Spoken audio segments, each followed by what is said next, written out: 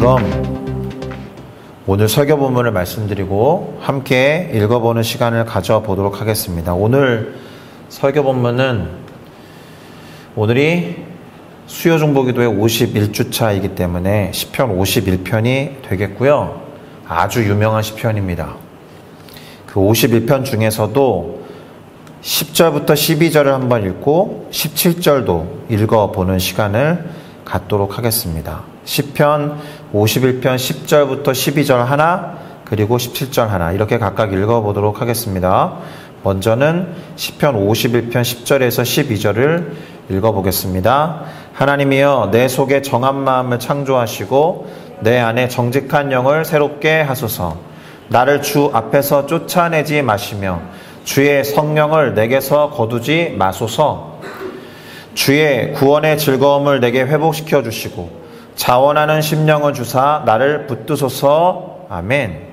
많이 익숙한 구절이죠. 불렀던 찬양의 가사이기도 했습니다. 두 번째, 시편 51편 17절도 함께 읽어보도록 하겠습니다. 하나님께서 구하시는 제사는 상한 심령이라. 하나님이여, 상하고 통회하는 마음을 주께서 멸시하지 아니하시리이다. 아멘. 역시나 한두 번 이상 접해본 비교적 익숙한 구절이죠. 자, 이렇게 함께 읽어본 비교적 익숙한 구절, 시편 51편 10절부터 12절 그리고 17절을 가지고 정직함이 원픽이다, 이런 제목으로 시편 51편을 전반적으로 살펴보고 오늘 중보 기도를 통해서 어떤 기도를 또 어떻게 할 것인지 정해보는 시간을 갖겠습니다. 일단 제목과 관련해서는 저게 원픽이라는 것이 브로큰 잉글리시인지를 모르겠는데, 아무튼 단 하나의 선택이라는 것이니까 가장 적절하고 딱 하나만을 골라야 한다면 그걸 선택하겠다. 그러니까 베스트 오브 더 베스트가 되겠죠. 그것을 표현하는 요즘 말인 것 같습니다. 그런데 정직함이 가장 중요하다는 의미로 쓴 제목이 될 겁니다. 자, 오늘 시편은 우리가 모두 잘 알고 있듯이 다윗의 그 유명한 죄, 그러니까 다윗의 스캔들이라고 부를 수 있는 그 죄를 배경으로 해서 기록된 시편이 되겠습니다. 다윗이 범한 그 유명한 죄가 뭔지 아시죠? 밧세바라고 부르는 유부녀를 범한 사건을 말합니다. 그것도 큰 죄인데, 큰 죄인데 자신에게 충성을 다하던 부하 우리야, 그러니까 이 밧세바의 남편이었던 우리야를 자신이 범한 죄를 숨기고자 전쟁터에 선두로 보내서 죽도록 하는 일종의 살인 교사까지 저지른 스캔들을 말합니다. 매우 유명한 죄죠. 그래서 다윗은 하나님이 그를 사랑하는 만큼 책망을 당할 수밖에 없죠. 어떤 방법을 택하느냐, 하나님께서 나단이라는 선지자를 보내셔서 책망하십니다. 그 내용이 이제 사무엘하 12장 1절에서 7절에 나오는데요. 이 나단 선지자가 참 지혜로웠던 것은 대놓고 직접적으로 죄를 직면시킨 게 아니고 어떤 다른 이의 이야기를 들려주듯이 비유로 설명을 해서 다윗이 공감을 하게 만든 다음에 한 방에 후려치죠. 당신 이야기입니다, 이렇게. 그렇게 직면시키는 방식을 지혜롭게 사용했는데 그 내용을 비교적 일상 언어로 바꾼 버전으로 한번 읽어드리도록 하겠습니다. 잘 안 보이실 텐데 잘 들어보세요. 한 성읍에 두 사람이 살고 있었습니다. 왕이여. 한 사람은 부자이고 다른 한 사람은 가난했죠. 부자에게는 양과 소가 매우 많았지만 가난한 이에게는 자기가 샀던 작은 암양 한 마리밖에는 아무것도 없었습니다. 가난한 이는 이 암양을 길렀는데 암양은 그의 집에서 자식들과 함께 자라면서 그의 음식을 나누어 먹고 그의 잔을 나누어 마시며 그의 품 안에서 자곤 했습니다.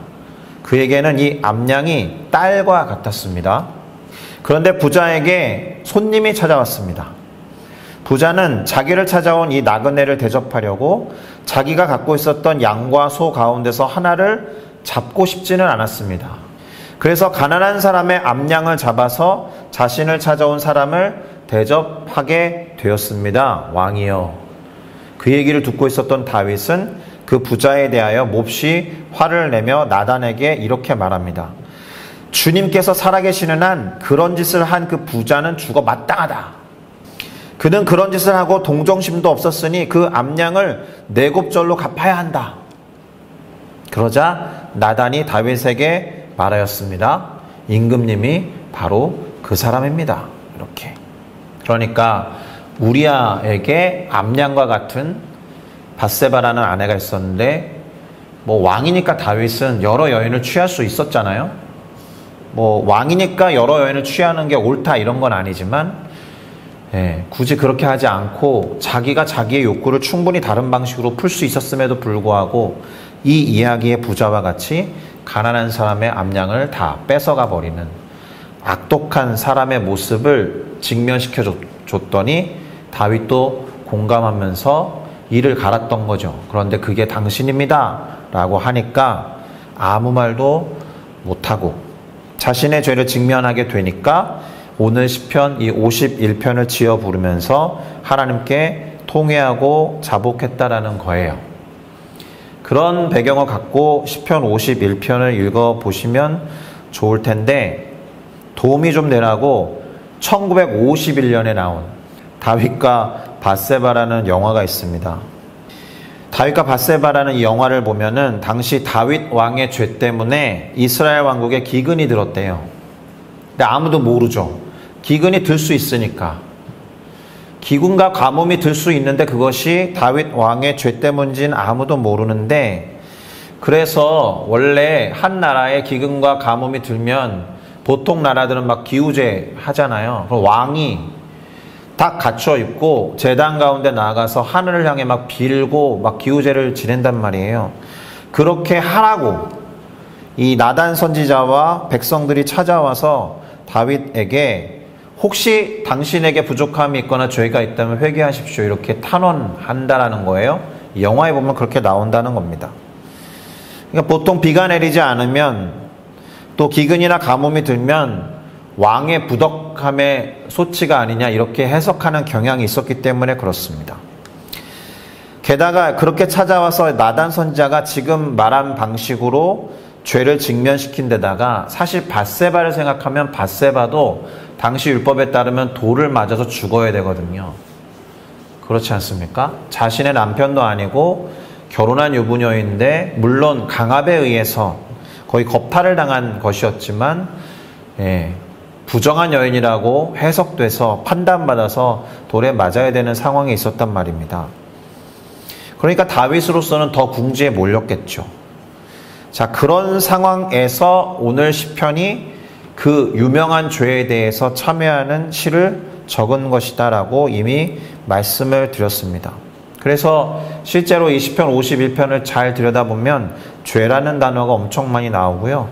죄에 대한 이야기로 가득하다고 봐도 틀린 말이 아닙니다. 그래서 이제 몇 가지 그의 고백들을 살펴보면서 그 안에서 깨달음을 얻고 기도를 할 수 있는 근거를 찾아보도록 하겠습니다. 우선은 1절에 보면 하나님이여 주의 인자를 따라 내게 은혜를 베푸시고 주의 많은 긍휼을 따라 내 죄악을 지워주소서라고 기도하고 있어요. 뭘 구하고 있습니까? 첫 번째, 은혜를 베풀어 주십시오. 두 번째, 죄악을 지워주십시오. 그런데 이 다윗이 근거로 삼고 있는, 그렇게 구하는 근거로 삼고 있는 게 두 개 있죠. 하나는 주님의 인자하심, 두 번째는 주님의 풍부하신 긍휼에 따라서 그렇게 해주십시오라고 구하는 거예요. 죄를 회개하면서 하나님의 인자하심과 하나님의 긍휼의 근거에서 구해야지 하나님의 정의와 공의에 따라서 구하면 어떻게 되는 거예요? 바로 처벌당하는 거예요.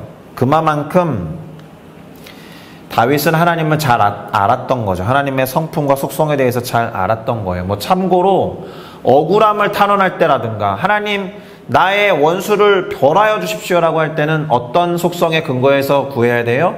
하나님의 정의와 공의의 근거에서 그렇게 구해야 되겠지만 죄를 회개할 때는 하나님의 은혜와 하나님의 긍휼에 따라서 구해야 되는 겁니다. 인자에 따라서. 다윗이 그렇게 어떻게 기도해야 되는지 그리고 무엇에 근거해서 기도해야 되는지 하나님에 대해서 잘 알고 있었다라는 게 중요한데 반면에 하나님에 대해서 그렇게 잘 알았던 사람도 온전하지 못하고 그렇게 죄를 범하는 연약한 사람이었다라는 겁니다. 우리와 거의 성정이 동일한 인물이었다라는 겁니다. 2절과 3절도 죄에 대해서 하나님께 간구하는 내용이 나오는데요. 이렇게 되죠. 나의 죄악을 맑게 씻어주시고 나의 죄를 깨끗이 제하여 주옵소서. 무릇 나는 내 죄가 무엇인지 아오니 내 죄가 항상 내 앞에 있나이다. 죄를 맑게 씻어주시고 깨끗이 제하여 달라고 해요. 그리고 자신이 지은 죄가 뭔지 알죠. 이미 깨달음이 왔고 이미 찔렸기 때문에 회개의 기도를 시작하고 있어요. 그런데 우리가 주목해야 되는 문구는 뭐냐? 내 죄가 항상 내 앞에 있나이다라는 이 구절입니다. 무슨 의미일까요? 그런 적이 있습니까? 해결되지 않은 것 같은 죄가 계속 눈앞에 아른아른거릴 때, 항상 반복해서 짓는 죄가 눈앞에 아른아른거릴 때, 마치 그와 같은 상황이 내 죄가 항상 내 앞에 있나이다 라는 거예요. 다윗은 자신의 죄를 지금 적어도 다윗의 그 유명한 죄에 해당하는 그 죄에 대해서 회개하고 해결하지 못한 상태이기 때문에 아무렇지 않은 척 할 수 있고 평상시와 똑같이 왕으로서의 정사를 다룰 수 있었으나 잠들기 직전에 하나님의 성전 쪽으로 향할 때마다 죄가 아른아른거리는 거예요. 죄책감 같은 거죠. 괴로운 상태입니다. 그러니까 내 죄가 항상 내 앞에 있다라는 것은 이 죄를 사실은 꼭 해결 안 받고 싶다라는 어떤 갈망의 표현일 수 있다라는 거예요. 그런 죄가 있으십니까? 하나님께 이 죄를 내 앞에 있는 것을 싹 걷어다 하나님께 던져 놓지 않으면 우리에게는 평안함과 자유함이 없는 겁니다.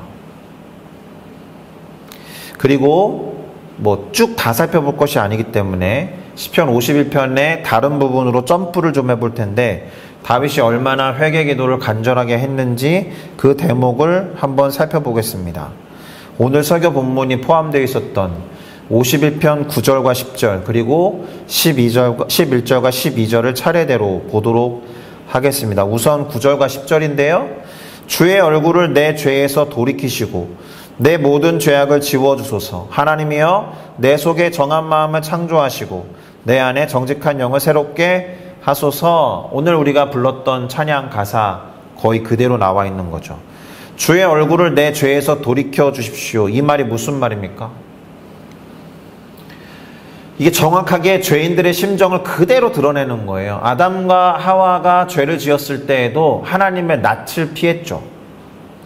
하나님이 내가 범한 죄에 주목하시는 것만큼 괴로운 일이 없어요. 하나님이 내가 범한 죄에 주목하시고 계속 그것을 이렇게 들여다보는 것만큼 무서운 일이 없는 거예요. 하나님이 내 죄를 바라보시는 게 싫은 겁니다. 그것만큼 괴로운 것이 없기 때문에. 누군가가 내 치부를 계속 들여다보고 있는 거 아니에요. 그러니까 사람이 모두가 사실은 솔직하고 싶은데 그렇다고 자기 일기장 막 드러내고 보여주는 사람 없죠. 정말 솔직하게 작성한 일기장은 자기만의 비밀이니까 누군가가 내 치부가 고스란히 다 적혀있는 일기장을 들여다본다고 생각해 보세요. 그것만큼 괴로운 게 없는 거예요. 그래서 제 치부와 제 연약함에서 시선을 돌려주시면 좋겠습니다. 모든 죄악을 지워달라고 간청하게 되는 거예요. 그리고 아까 찬양하면서 불렀던 그 가사 나오죠? 내 속에 정한 마음을 창조하시고 내 안에 정직한 영을 새롭게 하시옵소서. 깨끗한 마음을 창조해달라는 거예요. 이 말은 이미 내 마음에 선한 것 하나 없다 이거예요. 아까 불렀던 찬양처럼. 근데 이럴 수 있잖아요. 그냥 뭐 고쳐주세요. 선하게 해주세요가 아니라 깨끗한 마음을 창조해 주세요. 싹 바꿔달라는 겁니다. 무슨 말일까요? 죄가 그렇게는 해결 안 된다는 거예요. 왜 죄를 지은 사람이 죽음으로 향할 수밖에 없느냐? 생명을 다 걷어가고 새로운 생명이 부여되지 않으면 안 될 만큼 죄가 위험하고 무섭기 때문에 그래요. 내 속에 정한 마음을 창조하시지 않으면 개선되지 않아요. 그런 마음으로 고백하는 겁니다. 정직한 영을 부어달라. 무슨 말일까요? 또 죄에 대해서 숨기지 않겠다라는 거예요. 용기가 있어야죠. 하나님 앞에 정직할 수 없었거든요. 여태까지 나단 선지자가 와서 찌를 때까지 안 그런 척했어요. 심지어 죄로 죄를 막았잖아요. 예? 한 여인을 겁탈한 죄를 숨기기 위해서 살인을 교사했잖아요. 죄가 죄를 막고 죄가 죄를 더하는 것, 그것을 해결할 수 있는 가장 좋은 방법은 원픽 정직함이에요. 그래서 그의 솔직한 심정은 11절과 12절에 더 노골적으로 드러나는데요. 11절과 12절도 읽어볼게요. 나를 주 앞에서 쫓아내지 마시며 주의 성령을 내게서 거두지 마소서. 주의 구원의 즐거움을 내게 회복시켜 주시고 자원하는 심령을 주사 나를 붙드소서. 나를 주님 앞에서 쫓아내지 말아 주십시오. 이 말은 다윗만큼 하나님 앞에 머물기를 즐겨하던 사람이 없었기 때문에 간절한 거예요. 하나님 앞에 머무는 것을 가장 좋아했던 성경상의 인물, 전적으로 다윗이거든요. 다윗만큼 하나님의 임재를 사모한 사람이 없어요. 그래서 하나님의 임재를 상징하는 언약궤를 예루살렘으로 갖고 올 때 그 앞에서 춤추고 즐거워하다가 바지를 벗어 던지게 된 거 아닙니까? 하나님의 임재를 사모해서 하나님 앞에 머물렀던 딱 하루가 내가 왕으로서 모든 것을 누리고 즐겼던 화려한 첫날보다 승하다, 낫다, 좋다, 기쁘다, 행복했다. 그렇게 고백했던 사람에게 나를 주님 앞에서 쫓아내지 말아 주십시오라는 이 고백은 얼마나 처절하고 얼마나 간절했는지가 드러나는 것입니다. 그리고 또 뭐라고 기도합니까? 주의 성령을 거두지 마소서. 하나님이 능력으로 기름을 부으셨잖아요. 올리브유, 감람나무유를 부으면서 성령의 기름 부으심이 임했다라고 믿거든요. 그러면 왕으로서, 선지자로서, 대제사장으로서 역할을 감당하도록 능력으로 기름 부음 받았다라고 믿는 사람인데, 죄로 인해서 성령이 떠나가 버리면 미쳐가는구나 라는 것을 사울을 통해 봤거든요. 이 사람이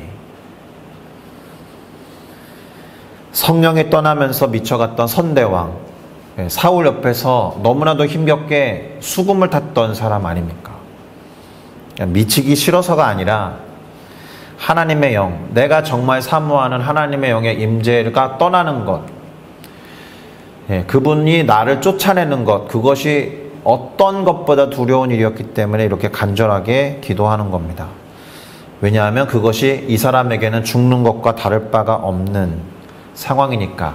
죽는 것과 다를 바가 없는 죄와 사망으로부터 나를 구원하여 주셔서 구원의 즐거움을 누리게 하시옵소서. 그렇게 기도한 거예요. 주의 구원의 즐거움을 내게 회복시켜 주시고 자원하는 심령을 달라. 이 자원하는 심령을 달라는 건 기꺼이 행하는 마음을 달라라는 거예요.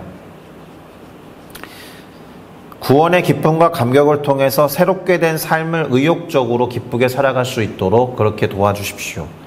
무슨 말인지 아세요? 거듭난 다음에, 구원을 받은 다음에 우리의 삶은 다윗이 기도한 것과 마찬가지로 자원하는 심령이 돼야 돼요. 기꺼이 하는 심령이 돼야 되거든요. 교회 생활하기 어렵잖아요. 크리스찬으로 이 세상에 살아가는 거 어렵잖아요. 남들이 보면 억지로 하는 것 같은 모습을 보일 때도 있잖아요. 꾸역꾸역 주일마다 교회에 오고 꾸역꾸역 수요일 저녁마다 교회에 오고 시간 쪼개가면서 그 시간 좀 나가서 놀아도 되고 자도 되고 쉬어도 되고 업무를 봐도 되는데 꾸역꾸역 해야 될 것은 더 많고 하지 말아야 될 것도 더 많고, 그런데 자원하는 심령을 주십시오라는 기도는 구원받은 사람들이 마땅히 해야 한다는 거예요. 구원받아서 이제 태어난 우리들이 그 모든 것들을 기꺼이 할 수 있도록. 그런데 다윗은 이러한 자신의 기도가 응답되면 어떤 결과가 나올지를 미리 생각해 본 것 같아요. 13절에 뭐라고 되어 있느냐 하면 이 기도에 응답해 주심으로 인해서 내가 범죄자에게 주님의 도를 가르치리니 죄인들이 주께 돌아오게 될 겁니다. 이렇게 말합니다. 자신의 잘못을 교육하는 데에 사용할 마음이 있는 거예요, 이 사람이.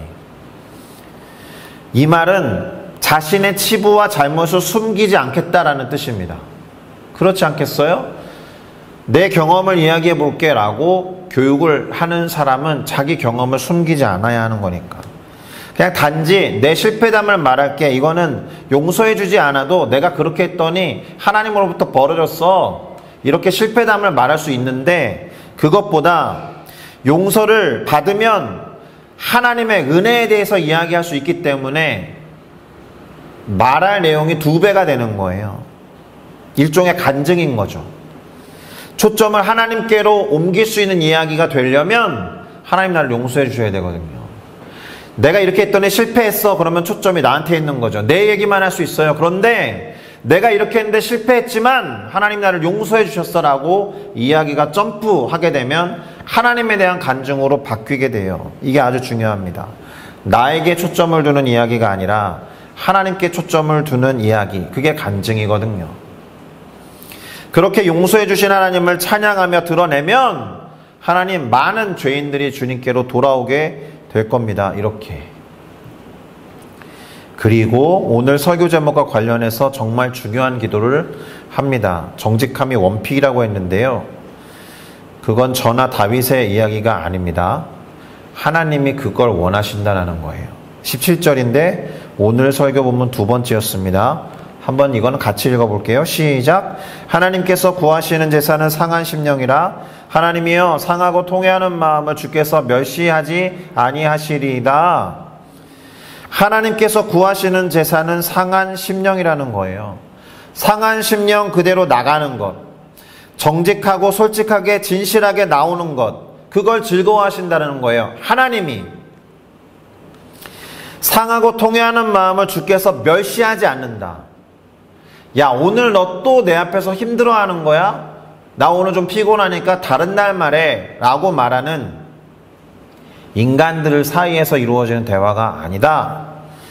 하나님께서는 그 한순간도 멸시하지 않으실 거다. 이게 상하다는 표현에 주목을 해야 돼요. 상하다. 상한 거 선물 주는 사람 없죠. 상한 걸로 남들을 대접하는 사람 없어요. 하물며 상한 재물을 하나님께 드리면 하나님으로부터 진노를 받습니다. 큰 죄를 범하는 거예요. 그런 면에서 이 구절은 좀 이상한 거죠. 매우 이례적인 거예요. 상한 심령으로 가는 거는 하나님이 기뻐하시지 않을 것 같거든요. 다른 제사의 규례나 법으로 볼 때. 그러니까 방점은 상한 심령에 있는 게 아니겠죠. 어디에 있겠습니까? 정직함과 솔직함에 있다라는 거예요. 깨끗하지 않은데 깨끗한 척하고 나가는 것보다는 깨끗하지 않습니다, 주님. 그러나 지금 드리는 게 최선입니다 하고 나아가는 것. 그냥 그 모습 그대로 나아가는 것.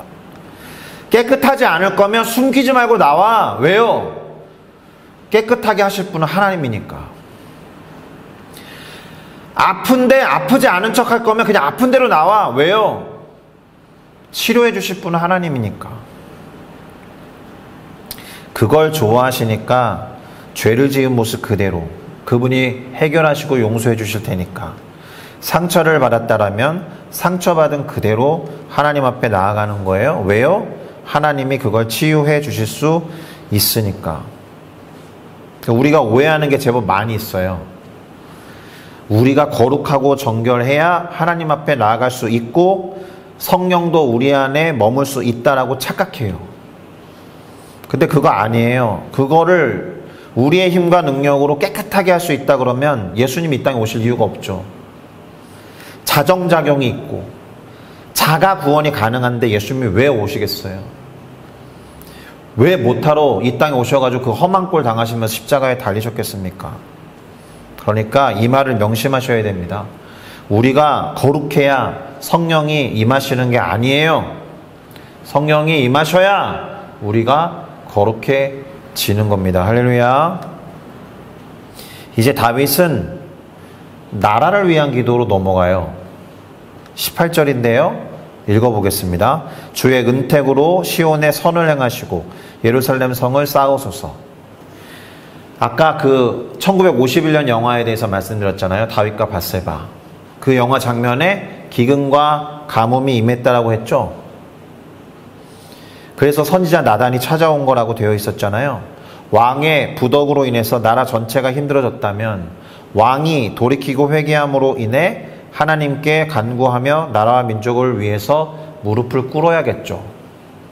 지금 그런 기도를 하고 있는 거예요.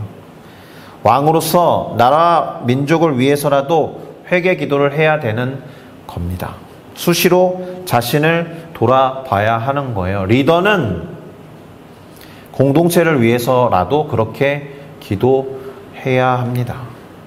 나의 죄가 공동체에 영향을 미치지 않도록.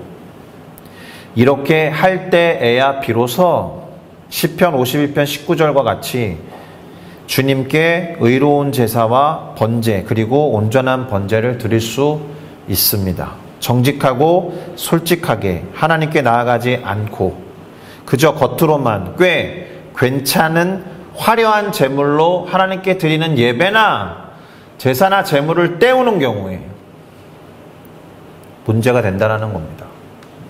결국 온전한 예배는 마음과 뜻과 정성 그 모든 것이 하나로 모일 때 가능한 거예요.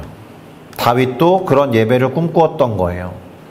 다윗은 우리가 이스라엘의 최고 왕으로 인식할 때가 많지만 사실은 그 이상으로 예배자로 인식하고 부를 때가 많으니까요. 그의 예배가 헛된 것이 되지 않기 위해서라도 그는 그의 죄를 해결했어야 했습니다.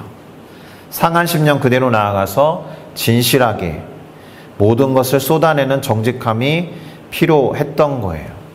자, 이런 내용으로 시편 52편이 쭉 기록되어 있는데 사실 쭉 살펴보니까 이미 이 시편 51편에는 하나님께서 마음이 진실한 것을 원하신다는 구절이 대놓고 기록되어 있어요.